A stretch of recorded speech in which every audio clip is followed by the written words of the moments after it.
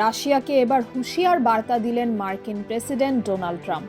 তিনি বলেছেন, ইউক্রেনে যুদ্ধ বন্ধ করতে রাশিয়া চুক্তিতে না পৌঁছালে দেশটিকে নিষেধাজ্ঞার মুখে পড়তে হবে।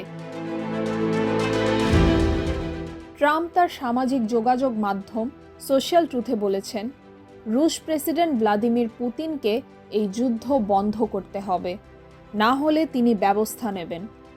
মার্কিন প্রেসিডেন্ট বলেন, এখনই মীমাংসা করুন, এই হাস্যকর যুদ্ধ থামান, না হলে পরিস্থিতি আরও খারাপ হবে।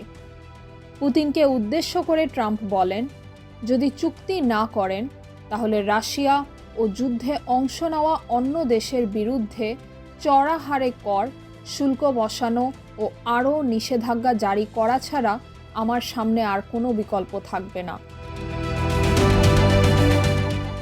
গত বছর নির্বাচনী প্রচারণার সময় ট্রাম্প অবশ্য বলেছিলেন, তিনি প্রেসিডেন্ট হওয়ার 24 ঘন্টার মধ্যে পুতিন ও ইউক্রেনের প্রেসিডেন্ট ভলোদিমির জেলেনস্কির সঙ্গে কথা বলে যুদ্ধ বন্ধ করে দেবেন।